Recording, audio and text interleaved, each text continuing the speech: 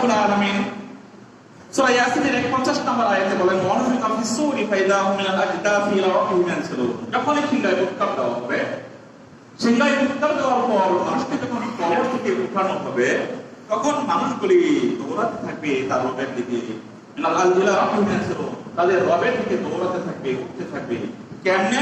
আল্লাহ পাক রব্বুল আলামিন সূরা আল কমরের 7 নম্বর আয়াতে বলেন খাশআত আবসার, অবনত মাথা, অবনত দৃষ্টিতে, অবনত মানে নির্মগামী দৃষ্টিতে তারা দৌড় থাকবে। ইয়াখরুজুনা মিনাল আজদাস, তারা কবর থেকে বাইরে হবে। কান্নামান জারাদুন মুনতাশির, যেমন তারা পঙ্গপালের মতো, পঙ্গপাল যেরকম যেদিকে যায় বিস্তার লাভ করে যায়, এই পঙ্গপালের মতো মানুষগুলি কবর থেকে উঠবে। এই ব্যাপারে আমরা তো ভালো করে জানি, নবী মুহাম্মদ রাসূলুল্লাহ সাল্লাল্লাহু আলাইহি ওয়াসাল্লাম বলেন মানুষকে যখন কবর থেকে উঠানো হবে উলঙ্গ অবস্থায়, উলঙ্গ অবস্থায় উঠানো হবে, স্যান্ডেল বিহীন অবস্থায় উঠানো হবে, মানুষগুলির খাদ্যা বিহীন কবর থেকে উঠানো হবে। মাটি তাদের শরীরের মধ্যে মাটি লেগে থাকবে, মাথায় মাটি লেগে থাকবে। বন্ধুগণ, কবর দেওয়ার পরে আমরা দেখি মানুষগুলি পচে যায়, লাশ হাড্ডি পর্যন্ত পচে যায়, কিছুই থাকে না। একটা বিষয় খেয়াল রাখবেন, এটা আলমে বারজাকের ঘটনা। আলমে বারজাক এটা বিশ্বাসের ব্যাপার, আকীদার ব্যাপার, ঈমানের ব্যাপার, চোখে দেখার বিষয় নয়। কবরের শাস্তি বা কবরের আরাম দুনিয়ার মানুষ দেখতে পাবে না। আল্লাহ বলেন মানুষ যদি কবরের শাস্তি দেখতো, মানুষ যদি কবরের শাস্তি শুনতো, তাহলে তারা মানুষকে কবর দেওয়া ভুলে যেত, কবর দিত না। এই জন্য আল্লাহ পাক রব্বুল আলামিন জিন আর ইনসানকে, মানুষ আর জিনকে কবরের শাস্তি শোনাতে দেবেন না। কবরের শাস্তি দেখার বিষয় নয়, শোনার বিষয় নয়, এটা বিশ্বাস আপনার আমার করতেই হবে যদি আমরা মুমিন মুত্তাকি হয়ে। বন্ধুগণ, আসুন আমরা চলে যাই কবরে। যখন মানুষকে দেওয়া হয়, লাশ যখন রাখা হয়, আমরা জানি মুসলিম তারা কবর দেয়, খ্রিস্টানরা কবর দেয়, ইহুদিরাও কবর দেয়, হিন্দুরা পুড়ে ফেলে, অন্যান্য ধর্মরাও তারা সবাই এরকম অনেকেই কবর দেয় বিভিন্ন পদ্ধতিতে, অনেকেই পুড়ে ফেলে। আল্লাহ পাক রব্বুল আলামিন নবী মুহাম্মদ রাসূলুল্লাহ সাল্লাল্লাহু আলাইহি ওয়াসাল্লাম বলেন, আন আবি হুরায়রা ক্বালা ক্বালা রাসূল সাল্লাল্লাহু আলাইহি ওয়াসাল্লাম, আবু হুরায়রা থেকে হাদিস বর্ণিত, তিনি বলেন, হাদিসটি তিরমিজি শরীফের 1570 নম্বর হাদিস, বলেন ইযা কুবিরাল মাইয়িত, মৃত ব্যক্তিকে যখনই কবর দেওয়া হয়, আমরা যখন কবর দেই, বন্ধুরা বুখারীর হাদিস, কবর দিয়া যখন মাটি দিয়া তার আত্মীয়স্বজন চলে যায়, হাতে সাআতুন নাআল, জুতার স্যান্ডেলের শব্দ কিন্তু কবর থেকে শুনতে পায়। হাদিসটি এইভাবে চলে এসেছে, যদিও অন্যান্য জায়গায় চলে এসেছে যে কবরের ব্যক্তিকে নবী আপনি শোনাতে পারবেন না, তারা শুনতে পান না, তবে হ্যাঁ আল্লাহ পাক রব্বুল আলামিন যাকে শোনান তিনি শুনতে পান। এটাই নবী মুহাম্মদ রাসূলুল্লাহ সাল্লাল্লাহু আলাইহি ওয়াসাল্লাম বদরের যুদ্ধে যখন 70 জন কাফেরকে যখন হত্যা করা হলো, এই 70 জন কাফেরকে যখন কুয়ার মধ্যে ফেলে দেওয়া হয়েছিল, তখন কুয়ার পাশে দাঁড়িয়ে আল্লাহ নবী ওই কাফেরদেরকে লক্ষ্য করে বলছিলেন, তোমরা কি তোমাদের দাদা বিনিময় পেয়েছ? তখন সাহাবারা বলেন, আল্লাহ নবী আপনি কার সাথে কথা বলছেন? ওরা তো মারা গিয়েছে, ওরা কি শুনতে পাবে? হ্যাঁ, ওমর, আবু বকর, ওরা দিনাতে যেরকম জীবিত অবস্থায় শুনতো, আজকে ওভাবে আমার কথা শুনতে পাচ্ছে। এটা আল্লাহ পাক রব্বুল আলামিনের প্রতিজ্ঞার কথাকে তাদেরকে শুনিয়ে দেওয়া হয়েছে। আবু হুরায়রা থেকে হাদিস পড়ে তিনি বলেন, যখন মানুষকে কবর দেওয়া হয়, আতাহু মালাকান, তার কাছে দুইজন ফেরেশতা চলে আসে, আসওয়াদান আজরাকান, কালো বর্ণের। ফেরেশতার রং কি হবে? কালো, টকটকে কালো। আজরাকান, নীল বর্ণের চক্ষু, কালো, তার চক্ষু হবে নীল, পিতলের বর্ণ চক্ষু হবে তার। ইউকাল আহাদুমা মুনকার ওয়া আখরু নাকির, একজনের নাম মুনকার, আরেকজনের নাম নাকির। মুনকার নাকির আমরা বলি না যে মুনকার নাকির এসে প্রশ্ন করবে। আয়েশা এই দুইজন ফেরেশতা আসি তার মাথার পাশে, শিওরের পাশে বসেন। রূহটার ব্যাপারে বলা হয়েছে, রূহটাকে আকাশের দিকে নিয়ে যাওয়া হয়, রব্বুল আলামিনের কাছে নিয়ে যাওয়া হয়। মুমিন ব্যক্তির রূহ যখন নিয়ে যাওয়া হয়, অসংখ্য ফেরেশতা পাহারা দিয়ে তাকে আকাশে নিয়ে যাওয়া হয়। সুন্দর নতুন পোশাকে, রুমাল চাদর দিয়ে রূহটাকে স্বাগত পেছিয়ে, স্বাগত জানিয়ে আকাশের দরজাগুলি খুলে দেওয়া হয়। আসমানের দরজাগুলি খুলে দেওয়া হয়, আসমান সুগ্রাণে ভরপুর হয়ে যায়, ফেরেশতারা অভিবাদন জানাতে থাকে। রব্বুল আলামিনের কাছে যখন নিয়ে যাওয়া হয় তখন রব্বুল আলামিন তাকে আবার বলে তাকে ফারজিলে, তাকে ফিরে নিয়ে যাও, কবরে নিয়ে যাও। কবরে নিয়ে আসা হয়। আর যদি বদর হয় আসমানের দরজাগুলি তার জন্য খোলা হয় না। দুর্গন্ধে, রূহের দুর্গন্ধে ফেরেশতারা দূরে চলে যায়। তার জন্য বদবখ দোয়া করতে থাকে, তার জন্য বদ দোয়া করতে থাকে ফেরেশতারা। তার রূহটাকে উপর থেকে ছিটকে মাটিতে ফেলে দেওয়া হয়। বন্ধুগণ, এই হলো রূহের অবস্থা। যখন এটাকে সওয়াল জবাবের জন্য মুনকার নাকি তার পাশে চলে আসে, জিজ্ঞাসা করে প্রথমেই মান রব্বুকা, তোমার এই রব, তোমার দিন, তোমার রবকে। মান হাযার রাজুল, নবী করিম সাল্লাল্লাহু আলাইহি ওয়াসাল্লামের সূরতকে তার সামনে হাজির করে বলে এই ব্যক্তি সম্পর্কে তোমার ধারণা কি, বা এই ব্যক্তিটা কে? এতে হাদিসে এতে ভাবে চলে এসেছে মান হাযার রাজুল বা মান নাবিয়ুকা। এই ভাবে তাকে প্রশ্ন করা হয়। প্রশ্নের জবাব যখনই দিতে পারে তখনই তাকে প্রশ্ন করা হয় মা দীনুকা, তোমার ধর্মটা কি। এই তিনটি প্রশ্নের জবাব যখনই দিতে পারে তখন তৃতীয় প্রশ্নের ৪র্থ নম্বর প্রশ্ন তাকে করা হয় আইনা আলিমতা, তুমি কোথায় থেকে জানলে? প্রশ্নের জবাব করি তখন সে বলবে মিনাল কুরআন ওয়াস সুন্নাহ, কুরআন এবং সুন্নাহ থেকে আমি জানি। আচ্ছা, আমরা জানতাম তুমি এরকম উত্তর দিবে, ফেরেশতারা এই কথা বলবে। তখনই আল্লাহ পাক রব্বুল আলামিন ঘোষণা করে দিবেন, ফানাদা মুনাদিয়ান, একজন আহ্বানকারী বলবেন, আহ্বান করে ডেকে বলবেন তার কবরকে প্রশস্ত করে দাও, তার চোখের দৃষ্টি পর্যন্ত কবরকে প্রশস্ত করে দেওয়া হবে। ফুতিহাত লাহু, তার জন্য খুলে দেওয়া হবে জান্নাতের সুড়ঙ্গ, খুলে দেওয়া হবে। এর আগে তাকে সুড়ঙ্গ খুলে দিবে জাহান্নামের দিকে, জাহান্নামের দৃশ্য তাকে দেখানো হবে কবর। বলে হাযা জাহান্নাম, এইটা হলো জাহান্নাম।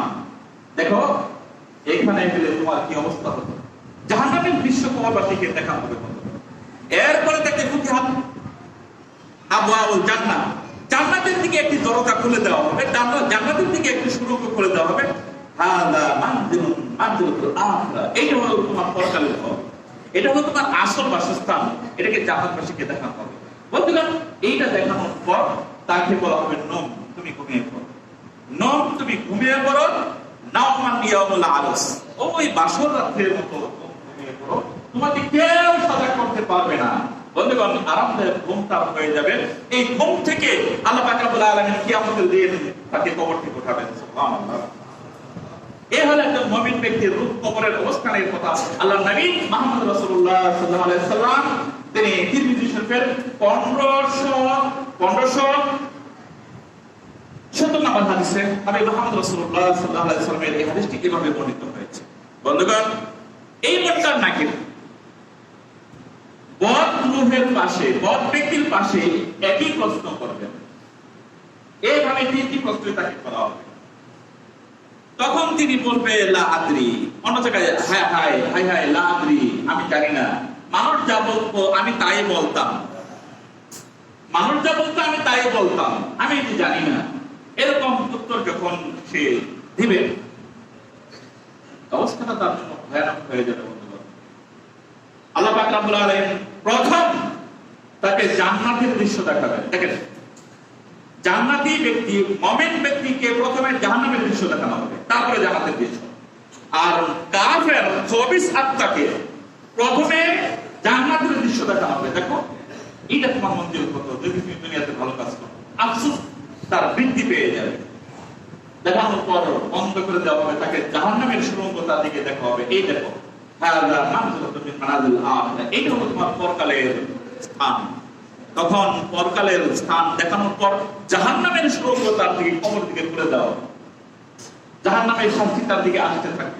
এই কবর থেকে শুরু হবে তার শাস্তি। বন্ধুগণ, এই হলো একজন আত্মা, মুমিন এবং 24 আত্মার প্রতি ফেরেশতাদের প্রশ্ন, সওয়াল জবাব। এরপর পরবর্তী আসুন, পরবর্তী নবী মুহাম্মদ রাসূলুল্লাহ সাল্লাল্লাহু আলাইহি ওয়াসাল্লাম বলেন, আন বারা ইবনে আযিব আন রাসূলুল্লাহ সাল্লাল্লাহু আলাইহি ওয়াসাল্লাম ক্বালা ইয়াতিহি মালাকানি ফাজালাসানি ফাকালা লাহু মাদি। এটা আযিব ইবনে বারা থেকে আরেকটি হাদিস। তার কাছে দুজন ফেরেশতা আসবে, বলবে আরেকটি প্রশ্ন যে এই রূহটাকে মুর্দা ব্যক্তির দেহে দেওয়া হবে। বন্ধুগণ, হাদিস দুই রকম চলে এসেছে। কোন কোন হাদিসের বর্ণনা এই পাওয়া যায় রূহটাকে মুর্দা ব্যক্তিকে দেওয়া হবে, তাকে বসানো হবে। অনেক মুহাদ্দিসিন ইকরাম বলেছেন না, বিষয়টা এরকম না। বিষয়টা হচ্ছে রূহকে কবরের মধ্যে হাজির করা হবে। রূহটার একটা দেহ রয়েছে, রূহটাকে কবরে বসানো হবে, তারপরে রূহটাকে প্রশ্ন সওয়াল জবাব করা হবে। দুই ধরনের হাদিসই রয়েছে। এক হলো রূহটাকে মৃত ব্যক্তি যাকে আমরা দাফন করেছি তার দেহের ভিতরে দেওয়া হবে, তাকে বসানো হবে। আরেকটা বর্ণনা হলো না, রূহটাকেই বসানো হবে, রূহটাকেই সওয়াল জবাব করা হবে। দুটো ধরনের বর্ণনা পাওয়া যায়, অতএব সেটা আমাদের আকীদার বিষয় নয়। কবরেতে সওয়াল জবাব করা হবে, এটি হলো মূল বিষয়। আসল এর পরবর্তী ঘটনা হলো আল্লাহ নবী মুহাম্মদ রাসূলুল্লাহ সাল্লাল্লাহু আলাইহি সাল্লাম বলেন, সুম্মা তাকজি লাহু আ'মা সুম্মুন মা'হু মারজাবাতুন আই মিত্রাকাতুন মিনাল হাদিদি লাউ দুরিবা জাবালান লাসারা তুরাবান ফায়াতুলু বিহি। মিশকাতের 131 নম্বর হাদিস এটি, যে এই প্রশ্নের জবাব দিতে পারেনি যে খবিশ আত্মা পাপী বান্দা, এর কাছে আরেকজন ফেরেশতা চলে আসবে। উনিও বিকট চেহারা, বিশাল দেহের অধিকারী, তামার নখ, পিতলের নখ, তার চোখ হবে এমন আজব চোখ, কিন্তু অন্যন বলা হচ্ছে অন্ধ, চোখ থাকলেও সে চোখকে দেখবে না। এবং তাকে বলা হচ্ছে বধির, কানে শুনবে না। বিয়াদিহি মিত্রাকাতুন, তার হাতে থাকবে একটা হাতুড়ি, মিনাল হাদিদ, লোহার হাতুড়ি। এই লোহার হাতুড়ি নিয়ে সে কবরে চলে আসবে। আল্লাহর নবী বলেন, লাউ দরাবা বিহা আলা জাবালিন, যদি এই হাতুড়িটি দিয়া দুনিয়ার কোন বড় পাহাড়ের মধ্যে একটা বাড়ি মারা হয়, তুরাবান, এটা একটা ধুলি হয়ে যাবে। তুরাব বলা হয় ধুলা, একবারে মাটি। এই বিশাল বড় বড় পাথরের পাহাড়গুলি ধুলায় পরিণত হবে, একেবারে চুরমার হয়ে যাবে। এরকম হাতুড়ি নিয়ে এই অন্ধ ফেরেশতা কবরে চলে আসবে এবং এতদিন তাকে মারতে থাকবে কিয়ামত পর্যন্ত। বন্ধুগণ, এটা হলো একজন কবরবাসীর শাস্তির কথা নবী মুহাম্মদ রাসূলুল্লাহ সাল্লাল্লাহু আলাইহি সাল্লাম উল্লেখ করেছেন। আসুন আমরা কবরের শাস্তির ব্যাপারে কিছু কথা বলি। আল্লাহ বলেন লাউ সাকালা, কবরের শাস্তির ব্যাপারটা যদি মানুষ শুনতো, জিনেরা শুনতো, সাকালাত বলা হয় জিন আর মানুষ, এরা যদি শুনতো, মানুষ কবর দেওয়া ভুলে যেত, কবর দিতে যেত না। এদেরকে শোনানো হয় না। মাঝে মধ্যে দেখবেন কবরের শাস্তির ব্যাপারে রিফ্লেক্ট ছাড়ানো হয় যে অমুক ব্যক্তির কবরের মধ্যে এরকম শাস্তি হতো, স্বপ্নে দেখেছে, কবর খুলে দেখে লাশ সাথে পেঁচায় রয়েছে, মিথ্যে কথা। কবরের শাস্তি দেখা যাবে না দুনিয়াতে, কবরের শাস্তি কেউ দেখতে পায় না, কেউ শুনতে পায় না। আল্লাহ নবী বলেছেন, যারা দাবি করেছে কবরের শাস্তি দেখেছি শুনেছি, তারা মিথ্যাবাদীরা, তারা মিথ্যুক শয়তানের চালা, তারা এটা জেনে রাখেন। বন্ধুগণ, আসুন আমরা কবরের শাস্তির ব্যাপারে নবী মুহাম্মদ রাসূলুল্লাহ সাল্লাল্লাহু আলাইহি ওয়াসাল্লামের কথাগুলি বলে নেই। কবরে আমরা একটা হাদিস শুনেছি, আমরা ছোটকাল থেকে শুনেছি, অনেক বক্তারাও বলে, অনেক বদলের মধ্যে শুনে সাপে তারে দংশন করবে। এক একটা কবরের মধ্যে এক একটা ব্যক্তিকে 99টা সাপ তাকে দংশন করবে। একটা সাপ যদি দুনিয়ার মধ্যে একবার সাপ ছেড়ে দুনিয়া তামা হয়ে যেত, এই কথাতে বাইরে হাদিসে দুর্বল, হাদিস তো জয়ীফ। অনেকদিন পরে যে জানতে পারলাম হাদিস দুর্বল। আসুন, আরো তো অনেকগুলো সহিহ হাদিস রয়েছে কবরের শাস্তির ব্যাপারে। নবী মুহাম্মদ রাসূলুল্লাহ সাল্লাল্লাহু আলাইহি ওয়াসাল্লাম হেঁটে যাচ্ছিলেন, আল্লাহ নবী সাহাবাদেরকে বললেন, ও সাহাবারা শোনো, দাঁড়াও, এখানে দুইটি কবর রয়েছে,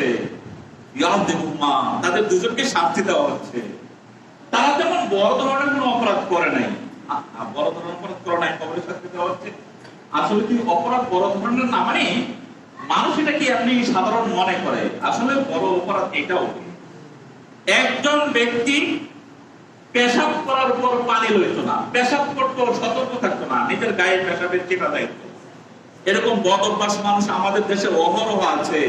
রাস্তার ধারে বসে পড়ছে, পানি ওলায় না, ডিলা ওলায় না, কলো বলায় না, কিচ্ছু ওলায় না। এই বদ অভ্যাস ব্যক্তি সে যেই হোক না কেন, তার কবরে দেওয়ার পরপরই তার শাস্তি শুরু হয়ে যাবে। নবী মুহাম্মদ রাসূলুল্লাহ সাল্লাল্লাহু আলাইহি ওয়াসাল্লাম বলেন, এই পেশাব করার পর পানি না দেওয়ার কারণে এই শাস্তি তার কবর হচ্ছে। তারা আরেকজন ব্যক্তি তার কবরে শাস্তি হচ্ছে এই জন্য, ওয়া নামিমাতুন ওয়া নামাম কানা ওয়া নামাম, দুনিয়ার মধ্যে সে চুগলামি করত, চুগলখড়ি করতো, এখানের কথা ওইখানে, ওইখানের কথা এইখানে, এখানের বলতাম ওইখানে, ওইখানের বলতাম এইখানে, এই ধরনের কাজ তার ছিল। এই দুটি অপরাধের কারণে তার কবরের শাস্তি হচ্ছে। তাহলে কবরের শাস্তি হয় তার প্রমাণ। আল্লাহ বলেন যাও একটা খেজুরের টাকা নিয়ে আসো।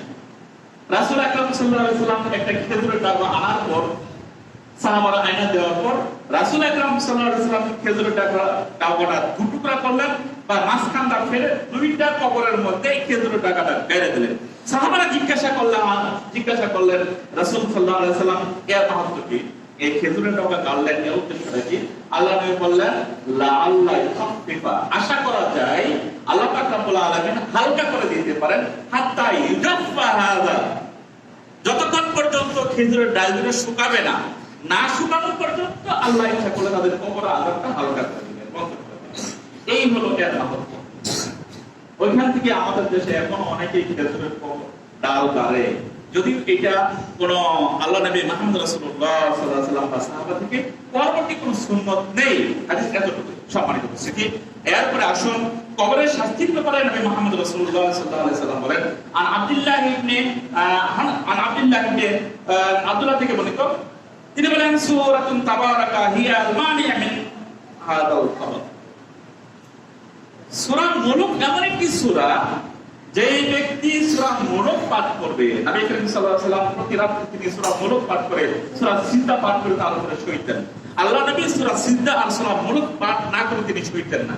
সূরা মুলকের ব্যাপারে নবী মুহাম্মদ রাসূলুল্লাহ সাল্লাল্লাহু আলাইহি ওয়াসাল্লাম বলেন যে এই ব্যক্তি সূরা মুলক পাঠ করবে, ওই ব্যক্তির জন্য এই কবরের শাস্তি এই সূরা মুলক তার প্রতিরোধকারী হয়ে দাঁড়াবে।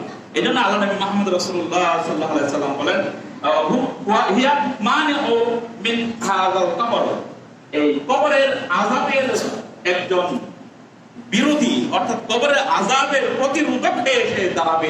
সূরা মুলকের এমন একটি ফজিলত আল্লাহ নবী মুহাম্মদ রাসূলুল্লাহ সাল্লাল্লাহু আলাইহি ওয়াসাল্লাম বলেছেন। যদি আমরা আরেকটা হাদিস বলি, জানি আসিয়ামু সুন্নাতুন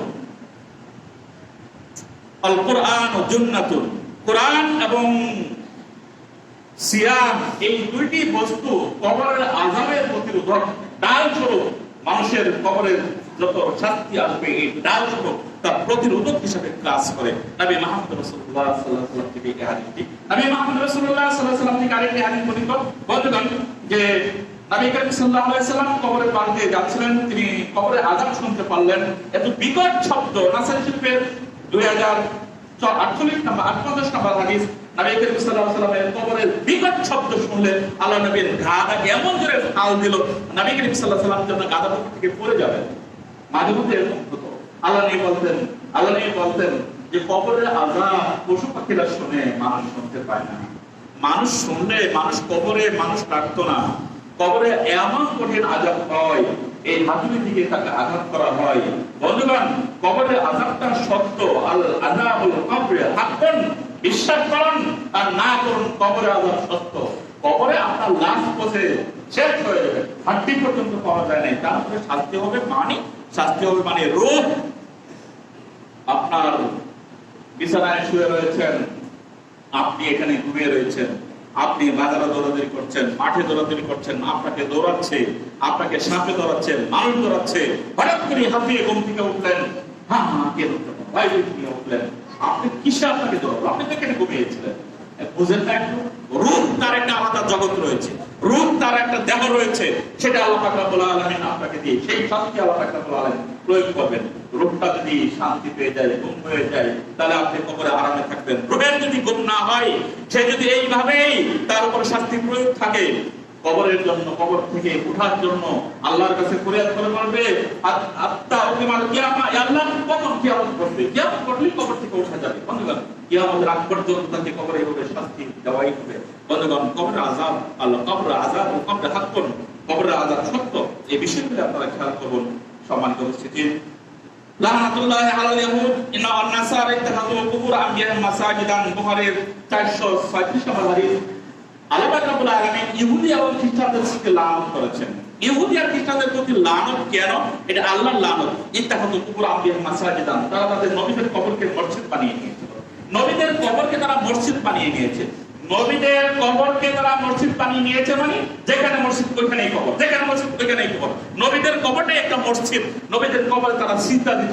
এই জন্য আল্লাহ তাআলা তাদেরকে কাতালাল্লাহু আলাইহি ওয়া নাসারা, ইহুদি এবং নাসারাদেরকে আল্লাহ হত্যা করে ফেলেছেন, তার মানে ধ্বংস করে ফেলেছেন মসজিদ বানানোর কারণে। বন্ধুগণ, আরেকটা বিষয় আমি বলে নিই, এখানে আমাদের দেশে একটা আবেগগ্রস্ত কথা রয়েছে, মসজিদেরই পাশে আমায় কবর দিও ভাই, কবি নজরুলের।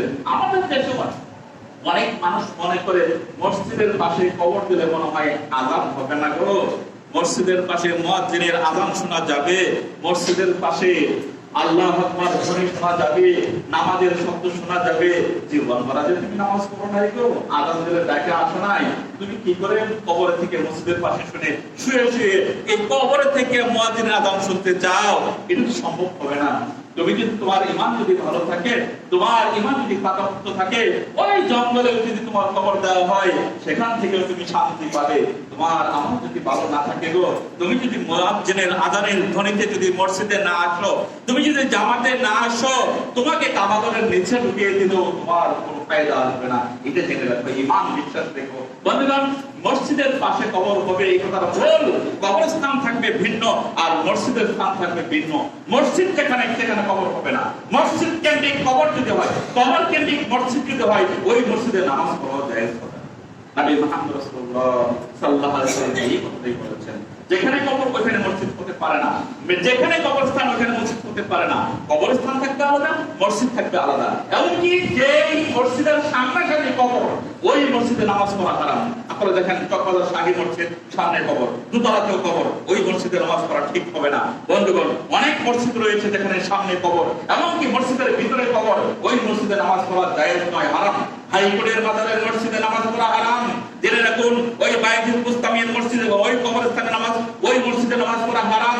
যে সমস্ত, আমি সব মসজিদের খবর জানি না, যে সমস্ত মসজিদের মধ্যে কবর রয়েছে, যে সমস্ত মসজিদের সামনে কবর রয়েছে, ওই সমস্ত মসজিদে নামাজ পড়লে আপনার নামাজ হবে না। হাইকোর্টের জামে মসজিদে নামাজ আদায় করলে নামাজ হবে না। আল্লাহর নবীর হাদিস এটাই বলে। বন্ধুগণ, খেয়াল করবেন, মসজিদ হবে মসজিদ কেন্দ্রিক, কবর কেন্দ্রিক নয়। কবরের স্থান হবে আলাদা, মসজিদের স্থান হবে আলাদা। সংক্ষিপ্ত আকারে কথাটুকু এইভাবেই বললাম, বুঝতে পেরেছেন? সম্মানিত উপস্থিতি, আমরা আরেকটি বিষয় জানি, কবরে লাশ বসে যায়, এই কথা সত্য। এরপর আমাদের বিশ্বাস করতে হবে যে কবরের মধ্যে শাস্তি পায়। আমরা আব্দুল্লাহ ইবনে আব্দুর রহমান ইবনে আবি সুআসা আন্নাহু বালাগাহু উমর ইবনে হুমাম ওয়া আব্দুল্লাহ ইবনে ওমর আনসারী, আব্দুল্লাহ ইবনে আনসারী এবং ওমর ইবনে হুমাম, আব্দুল্লাহ ইবনে ওমর, এই দুইজন আনসারী, এরা আনসার ছিলেন। এই দুইজন যখন উহুদের যুদ্ধে শাহাদাত বরণ করেছিলেন, উহুদের যুদ্ধে যখন শাহাদাত বরণ করেন, যারা হজ করতে গিয়েছেন নিশ্চয়ই উহুদের ময়দানে গিয়েছেন, উহুদের কবরস্থানগুলো দেখেছেন, পাহাড়ের প্রান্তদেশে তাদের কবরস্থান। এই দুইজনকে একই কবরে দাফন করা হয়েছিল পাহাড়ের প্রান্তদেশে। কিন্তু পাহাড় থেকে যখন পানির ঢল নেমে আসতো, বন্ধুগণ, মক্কা মদিনায় এক সময় বৃষ্টি হতো, এখন বৃষ্টি কম হয়, তাও মাঝে মাঝে শুনি বৃষ্টি হয়েছে। এই আল্লাহ নবী মুহাম্মদ রাসূলুল্লাহ সাল্লাল্লাহু আলাইহি ওয়াসাল্লামের ভবিষ্যৎবাণী, এই মক্কা মদিনা একদিন নদী মাতৃক দেশ হবে, এটা কিয়ামতের লক্ষণ। কিয়ামতের পূর্বে মক্কা মদিনায় এত বৃষ্টি হবে, নদ নদীতে ভরপুর থাকবে। এখন নদ নদীগুলি আছে, খালি, পানি নেই। মক্কা মদিনায় নদ নদীতে ভরপুর থাকবে। আমি যে কথা বলতে চাচ্ছিলাম, পানি, বৃষ্টির পানি পড়ার কারণে এদের কবর দুটি কি হয়ে যায়? খুলে যায়, মাটি সরে যায়। তখন উপস্থিত লোকেরা এই দুইজনের কবরটাকে স্থানান্তর করার জন্য এই সুড়ঙ্গ থেকে পানি পরে এই লাইন থেকে অন্য জায়গায় নেওয়ার জন্য কবর খনন করলেন। কবর খনন করার পর এই লাশ দুটিকে অক্ষত অবস্থায় পাইলেন। ৪৬ বছর পরে কবর খনন করা হয়েছে। এটা আপনার মুয়াত্তা মালিক ১০০০ নম্বর হাদিস, মুয়াত্তা মালিকের ১০০০ নম্বর হাদিসে মুয়াত্তা মালিক এই হাদিসটি বর্ণনা করেন। যখন এই দুইজনের কবর খনন করা হয়, দুইজন যেভাবে শাহাদাত বরণ করেছিলেন, একজনের হাত বুকের মধ্যে লাগানো ছিল, রক্তাক্ত লাশ। এই তাজা রক্তাক্ত লাশ অবস্থায় এই দুইজনের লাশ এই কবর থেকে উঠানো হয়েছিল, নিয়ে অন্যত্র স্থানান্তর করা হয়েছিল। এই সাহাবারা যারা দেখেছেন, যারা কবর খনন করেছেন, তারাই হাদিসটি বর্ণনা করেছেন। মুয়াত্তা মালিক ১০০০ নম্বর হাদিস। ৪৬ বছর পর তাদের একবারে শরীর থেকে তাজা রক্ত ঝরছে, এমন লাশ উত্তোলন করলেন কবর থেকে। তাহলে বোঝা গেল যে বিশেষ আল্লাহ পাক রব্বুল আলামিনের কিছু মুহূর্ত রয়েছে, বিশেষ ফজিলতপূর্ণ কিছু লাশ রয়েছে, যেগুলির লাশ কবর খায় না, মাটি খায় না। যেমন নবীদের লাশ, তাদের লাশ মাটি খাবে না। বিশেষ একজন নাফরমানী ব্যক্তি যার লাশ মাটি বক্ষণ করেনি, এটা আল্লাহ পাক রব্বুল আলামিনের লানত ছিল, তার প্রতি মাটির প্রতি নির্দেশ ছিল।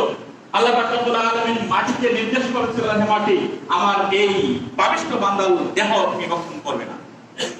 ৩,৫০০ বছর পর এই নদীর সমুদ্রের কিনারায় বালুর তল থেকে এই লাশ, এই কোরআনের আয়াত গবেষণা করে যখন এই লাশ উত্তোলন করা হয়, ৩,৫০০ বছর পরেও এই লাশ পৌঁছেনি।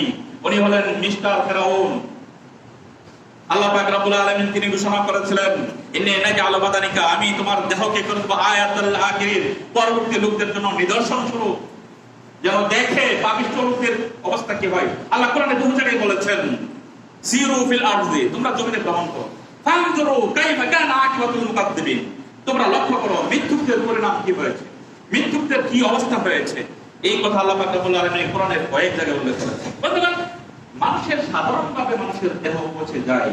শহীদদের ব্যাপারে সবার ক্ষেত্রে আমি বলতে পারবো না, তবে কিছু দৃষ্টান্ত রয়েছে যাদের লাশ দীর্ঘদিন পরেও পচে নাই, মাটি খায় নাই, যেমন এই হাদিস থেকে তার প্রমাণ। আরেকটি হাদিস নবী মুহাম্মদ রাসূলুল্লাহ সাল্লাল্লাহু আলাইহি সাল্লামের, এই হাদিসটি হলো আপনার একজন খ্রিস্টান ব্যক্তি, এই হাদিসটি আপনার বুখারী শরীফের ৩,৬১৭ নম্বর ৩৬১৭ নম্বর হাদিস, বুখারী শরীফের একজন খ্রিস্টান ব্যক্তি, তিনি মুসলমান হয়েছেন, ইসলাম গ্রহণ করেছেন। কিছুদিন পরে তিনি আবার খ্রিস্টান হয়ে গেছেন। খ্রিস্টান হয়ে যাওয়ার পর তিনি মুসলমানদের বদনাম করতে শুরু করলেন।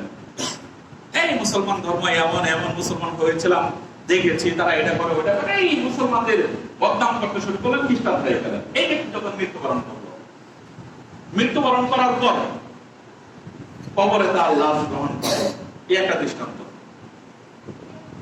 রাত্রের বেলায় পাহারাদার নিযুক্ত করা হলো, সকাল বেলায় দেখে লাশ মাটির উপরে। ওনারা বললেন যে মুহাম্মদ এর প্রতি বদদোয়া করেছে। না, ফার্স্টে বললেন যে এই মুসলমান হয়ে খ্রিস্টান হয়ে যাওয়ার কারণে মুসলমানরা বরদাস্ত করেনি, তারা রাত্রের বেলা এসে লাশটার উপরে তুলে দেয়, মুসলমানদের উপর একটা তুহমত। এরপরে তারা বললেন যে আমরা অনেক গভীর করে অনেক নিচে কবর দিলাম, রাত্রের বেলায় পাহারা দিলাম, তারপরে দেখি সকালবেলা লাশ মাটির উপরে।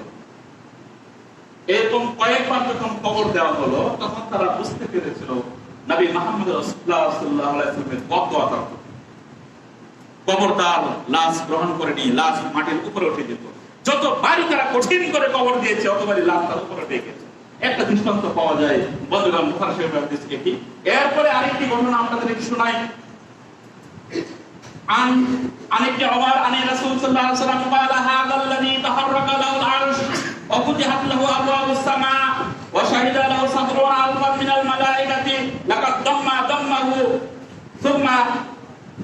ثم فرج عنه।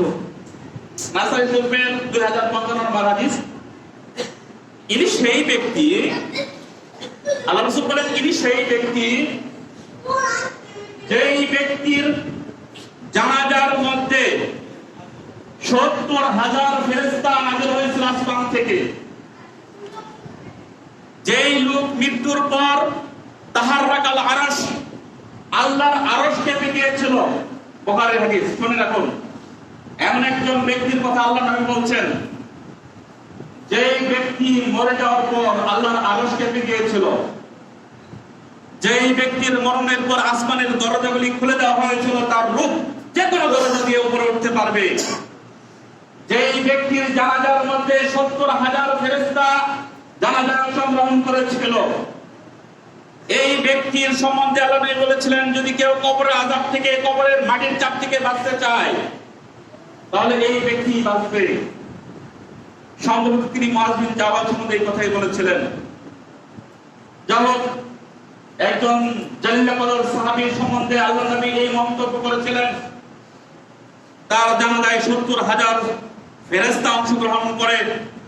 আল্লাহ নবী মুহাম্মদ রাসূলুল্লাহ সাল্লাল্লাহু আলাইহি ওয়াসাল্লাম বলেন, যখন তাকে কবর দেওয়া হলো, কবর দেওয়ার পর তা কেউ মাটি ছাড়ে নাই, তার কবরও তাকে মাটি চাপ দিয়েছিল। সুম্মা ফুতিহা, এরপরে প্রশস্ত করে দেওয়া হয়েছে। বন্ধুগণ, আগে যে হাদিসটি বলেছিলাম, হাদিসটি ব্যাপক। ওই হাদিসের মধ্যে এই কথাটিও রয়েছে, যখনই তাকে কবর দেওয়া হবে, কবর দেওয়ার পর সওয়াল জবাব না দিতে পারবে, তার দুই পাশের কবরের মাটি এমন ভাবে তাকে চাপ দিবে, তার ডান পাশের পাঁজরের হাড্ডি বাম পাশে, বাম পাশের পাঁজরের হাড্ডি ডান পাশে এসে মিলিত হয়ে যাবে। এমন ভাবে কবরের আযাব তাকে পাকড়াও করবে, কবরের শাস্তি। সম্মানিত উপস্থিতি, নবী মুহাম্মদ রাসূলুল্লাহ সাল্লাল্লাহু আলাইহি সাল্লাম বলেন, ও সাহাবারা, তোমরা এই দোয়া করো আল্লাহর কাছে, আল্লাহুম্মা আউযু বিকা মিন আযাবিল কবর ওয়া আউযু বিকা মিন ফিতনাতিল মাহইয়া ওয়াল মামাত। আল্লাহ নবী এই দোয়াটি বারবার বলতেন, হে আল্লাহ, আমার এই কবরের আযাব থেকে রক্ষা করো, কবরের ফিতনা থেকে রক্ষা করো, দাজ্জালের ফিতনা থেকে রক্ষা করো। আল্লাহ নবী অন্যত্র বর্ণনা করেন, দুনিয়ার মধ্যে দাজ্জালের ফিতনার চাইতেও ভয়ানক ফিতনায় মানুষকে ফেলে দেওয়া হবে কবরের মধ্যে। কবরের ফিতনাটাও বড় ফিতনা। অতএব কবরে আবার কি ফিতনা, মানুষ পড়ে যাওয়ার পর সেখানেও তার কাছে যখন এই প্রশ্নের ফেরেশতারা চলে আসবে, সওয়াল জবাব যখন না দিতে পারবে, তার যখন শাস্তি চতুর্দিক থেকে চলে আসবে, তখন সে ফিতনায় পড়ে যাবে। এইটাকে ফিতনা বলা হয়েছে। এই জন্যই কবরের শাস্তি থেকে বাঁচার জন্য আল্লাহর কাছে বারংবার পানা চাওয়ার জন্য আল্লাহ নবী তার উম্মতকে শিক্ষা দিয়েছেন। সম্মানিত উপস্থিতি, আসুন আমরা কবরের আযাব থেকে বাঁচার জন্য আমরা চেষ্টা করি। কবর, আমরা যখন যে অনেকই মাসলার ব্যাপার ছিল এখানে আমার কাছে, মাসলাগুলি কবর যখন আমরা খনন করি, কবর খনন করার সময় আমরা অনেকেই বলি যে কবরটা এই পর্যন্ত না, তবে আপনার গভীর হতে হবে, যতটুকু কবর প্রয়োজন ততটুকু গভীর হবে। বাচ্চা মানুষ হলে কম গভীর হবে, বড় মানুষ হলে একটু বেশি গভীর হবে। মানুষ বড় হলে কবর বড় হবে, মানুষ ছোট হলে কবর ছোট হবে। আপনারা যারা দেখেছেন জান্নাতুল বাকি যে কবরস্থান, অনেকগুলি কবর সেখানে রয়েছে, একটা কবর বিশাল বড় কবর, একেবারে ওই এই যে এরকম চার একটা রুমের মতো এত বড় কবর, ওইটি হলো হযরত উসমান রাদিয়াল্লাহু তাআলার কবর। ওই কবরটা এত বড় কবর, হযরত উসমান হয়তো বড় দেহের অধিকারী ছিলেন। আল্লাহ নবী বলেন, আমি যদি থাকতাম, আমি যদি ওই মুসা আলাইহিস সালামের এলাকার হতাম, আমি তাহলে তোমাদেরকে মুসা আলাইহিস সালামের কবরটা দেখাই দিতাম। রাস্তার পাশেই তার কবর, একটা লাল বালু স্তূপের কথা কবর। সুবহানাল্লাহ। আল্লাহ নবী মুহাম্মদ রাসূলুল্লাহ সাল্লাল্লাহু আলাইহি ওয়াসাল্লাম এইভাবে বর্ণনা করেছেন। সম্মানিত উপস্থিতি, কবর যখন দেওয়া হবে, কবর উঁচু করা যাবে না, কবর পাকা করা যাবে না। আল্লাহ লানত করেন ওই ব্যক্তির প্রতি যেই ব্যক্তি কবরের মধ্যে বাতি জ্বালায়। কবরের পাশে বাতি জ্বালানো যাবে না, কবরে বাতি দেওয়া যাবে না, কবর পাকা করা যাবে না, কবর উঁচু করা যাবে না। আমি একটা লাঠি লো, লাঠি নিয়ে যে সমস্ত উঁচু কবর পাবে পায়ে নিয়ে একবার মাটির সাথে সমান করে দেবে। আমার বাংলার জমিনে যে সমস্ত কবর, ওই শাহজালাল, শাহ মাকতুম, ওই সমস্ত কবরকে যারা পাকা করে উঁচু করেছে, তারাই শাহজালাল, শাহ মাকতুমের প্রতি বেয়াদবি করেছে। তারাই তাদের কবরে এই আমাদের এই সম্মানিত ব্যক্তি শাহজালাল, শাহ মাকতুম, তাদেরকে আমরা শ্রদ্ধা করি, সম্মান করি। যারা সম্মান দেখাতে চাচ্ছে, ওরা সম্মান নয়, ওরা ওদের সাথে বেয়াদবি করছে। ওদের কবর পাকা করার কোনো অধিকার ওদের ছিল না। ওরা শাহজালাল, শাহ মাকতুমের কবর দিয়ে ওরা টাকা কামাই করছে, ওরা কবর পূজারী বদনাম। এই কবরগুলি যারা মাজারে রূপান্তর করেছে, উপরে চাদর দিয়েছে, এরা বেদাতি, এরা কবরের সাথে বেয়াদবি করছে। কবর মাটির সমান থাকবে, কবর কোনোদিন পাকা হবে না, কবর কোনোদিন উঁচু হবে না, কবরে কোনোদিন লাল গালিচা করবে না। আপনারা দেখেন এখনো আরব দেশের কবরগুলি একেবারে সমান মাটির সাথে। বাদশা মারা গেল, শাহজাহান মারা গেল, মাটির কবর হয় সমান, ওদের কবর পাকা হয় না। কবর পাকা করা, কবরে বাতি দেওয়া, কবর মাজার রূপান্তরিত করা, এটা হলো ইহুদ নাসারাদের কাজ, মুসলমানদের কাজ নয়। বন্ধুগণ, আসুন, সময় সংক্ষেপে অনেক কথাই বলা যায় না, এরপরে আসুন আমরা দেখতে পারি কবর জিয়ারতের সময় আমরা অনেক সময় রাসূল তার মায়ের কবর জিয়ারত করার জন্য আল্লাহর কাছে অনুমতি চাইলেন, একটু দোয়ার জন্য অনুমতি চাইলেন। আল্লাহ পাক রব্বুল আলামিন রাসূলকে অনুমতি দিলেন না। এটা মুসলিম শরীফের হাদিস। না, তোমার মায়ের জন্য তুমি দোয়া করতে পারবে না। তবে হ্যাঁ, আল্লাহ নবীকে মায়ের কবর জিয়ারতের অনুমতি দিয়েছিলেন। মার কবর জিয়ারত করার জন্য আল্লাহর নবী মায়ের কবরের পাশে গিয়ে কাঁদছিলেন, চোখে ঝরঝর করে পানি পড়েছিল, কিন্তু একটু দোয়া করার সুযোগ পান নাই, আল্লাহ অনুমতি দেন নাই। যেহেতু মা বাবা ইহুদি খ্রিস্টান ছিল, বন্ধুগণ, পুরো ইহুদ তাছাড়া কবর পারে গিয়ে কবর জিয়ারত দোয়া করা যাবে না। বন্ধুগণ, মাও যদি আপনার ইহুদ তাছাড়া হয়ে মারা যায়, বাবা যদি মারা যায়, দোয়া করা যাবে না। হয়তো কবর জিয়ারত করতে যেতে পারে, মা বাবার কথা স্মরণ করে সম্মানের শ্রদ্ধায়। বন্ধুগণ, কবর জিয়ারত করার নিয়ম হলো আপনি কবর জিয়ারত করে দোয়া করবেন। তার জন্য আল্লাহ আসসালামু আলাইকুম দিয়ে কবরে যে দোয়াগুলো আপনি পাঠ করুন, দল বেঁধে বছরে একদিন, তার জন্মের দিন, তার মৃত্যুর দিন বিশাল বড় একটা খরচ করে হাফেজ সাহেবদেরকে নিয়ে, আলেম সাহেবদেরকে নিয়ে বাবার কবর জিয়ারত করতে যাবেন, মায়ের কবর জিয়ারত করতে যাবেন, এটা শরীয়তের সুন্নাত নয়। আপনি সকালে যান, বিকালে যান। আল্লাহ রাসূল বলেন, না এইটুকু মান জিয়ারতুল কবরি, আমি তো ওদেরকে কবর জিয়ারত করতে নিষেধ করেছিলাম, হাজরুহা কবর জিয়ারত করো। অতএব কবর জিয়ারত করলে পরকালের কথা মনে পড়ে, নরম হয় অন্তর, অতএব কবর জিয়ারত করো। বন্ধুগণ, মাঝে মধ্যে আমরা যে কথা জানছি একটু আগে বলেই ফেলেছি যে কবরের ওই রিফ্লেক্ট বিতরণ করা হয়, অমুক ব্যক্তির কবরের শাস্তি হচ্ছিল, অথবা 6 মাস, 1 বছর, 5 বছর পর কবর খুঁজে দেখতে লাভ নাই, আগের মতো ঝকঝক করছে। কয়েকদিন আগে ফেসবুকে আসছে একটা শিশু বাচ্চার কথা, এগুলি বেশিরভাগই ভাওতাবাজি, এগুলি ভণ্ডামি, মানুষদের ইমান চুরি করার জন্য, ইমান নষ্ট করার জন্য ইহুদ নাসরাই কাজগুলি করে থাকে। সত্য আর মিথ্যা আপনি কি করে বুঝবেন? বন্ধুগণ, এই জন্যই সত্যকে যাচাই করে যখনই আপনার কাছে সংবাদ আসবে তখনই আপনি পরীক্ষা করে নেন, যাচাই করে নেন, এরপরে এটা বিশ্বাস করুন। এই জন্য আল্লাহ রাসূল বলেন, উত্তম সংবাদ হলো মা রাআইনু, যা মানুষ নিজে চোখে দেখেছে, ওয়াসামিআ বিউযনিহি, নিজে কানে শুনেছেন, নিজে চোখে দেখেছেন, এটা হলো উত্তম সংবাদ। এছাড়া সংবাদ যদি মাধ্যম হয়ে আসে না, তাহলে আপনার যাচাই বাছাই করতে হবে, বিশ্বাস করা যাবে না। মানুষ অনেক সময় মানুষকে ধোঁকা দেয়, মানুষ অনেক সময় মিথ্যা কথা বলে, প্রতারণা করে। বন্ধুগণ, মানুষ প্রতারক হিসাবে ভরপুর হয়ে গেছে। আল্লাহ পাক রব্বুল আলামিন আমাদেরকে ভালো কাজ করার তৌফিক দান করুন, আমিন। কবর সংক্রান্ত আরো অনেক কথা বাকি ছিল, সময় হয় না। বন্ধুগণ, কবর সংক্রান্ত ব্যাপারটা, আমরা কবরে যাব, এটা সকলেরই দুনিয়াতে যেমন একটা ঘরের প্রয়োজন, পরকালের ঘরটা হলো কবর। ওই কবর, ওই ঘরটা সুসজ্জিত করার জন্য, সাজানোর জন্য আপনার কি কি পদক্ষেপ আপনি নিজে কোরআন হাদিস থেকে আলেম ওলামার মাধ্যমে জেনে এবং শুনে আপনি ওই কবরটাকে, ওই ঘরটাকে সাজানোর জন্য প্রস্তুতি নেন। কবর বেশি দিন নয়, আপনার যেতে হবে, আমার যেতে হবে, সবারই যেতে হবে। ওই কবর, ওই ঘর সাজানোর জন্য, দুনিয়ার ঘর সাজানোর জন্য যেরকম খাটের প্রয়োজন, রঙের প্রয়োজন, একটা টেলিভিশনের প্রয়োজন, ফ্রিজের প্রয়োজন, সুকেজের প্রয়োজন, আলনার প্রয়োজন, অনেক অনেক আপনার সাজানোর জন্য অনেকগুলি আপনার বিষয়, অনেকগুলি বস্তু রয়েছে যেগুলি ঘর সাজানোর প্রয়োজন রয়েছে। আপনার ঠিক কবর সাজানোর জন্য আপনার আমল রয়েছে, আমলের প্রয়োজন। এই জন্য আল্লাহ নবী বলেন, যখন লাশ বাড়ি থেকে বাইরে নিয়ে যাওয়া হয়, 2টি বস্তু লাশের অনুসরণ করে, 3টি বস্তু লাশের অনুসরণ করে, 2টি বস্তু তার সাথে আর থাকে না, ফিরে আসে। একটা বস্তু তার সাথে থাকে, আমালহু, তার আমল। আমলটা যদি ভালো হয় তাহলে এই আমল তার ঘর সাজিয়ে দিবে, আমলটা যদি খারাপ হয় তাহলে এই ঘরটা অন্ধকার করে দিবে। অতএব বন্ধুগণ, ভালো জেনে শুনেই মুসলমান আপনাকে আমাকে আল্লাহ পাক রব্বুল আলামিন জ্ঞান দান করেছেন, বিবেক দিয়েছেন, বুদ্ধি দিয়েছেন। আপনারা অনেক কিছু করতে পারেন, ব্যবসা বাণিজ্য করতে পারেন, চাকরি বাকরি করতে পারেন, দুনিয়াতে কামাই করার জন্য কোন কাজে লাভ বেশি হবে এটা বুঝেন। অতএব কবর কি করে সাজানো যায় একটু বুঝে নেন, না হলে কিন্তু বিপদে পড়ে যাবেন। আল্লাহ পাক রব্বুল আলামিন আমাদের সকলকে কবরের আযাব থেকে, কবরের বিপদ থেকে রক্ষা করুন, আমিন। ওয়া আখিরু দাওয়ানা আলহামদুলিল্লাহ।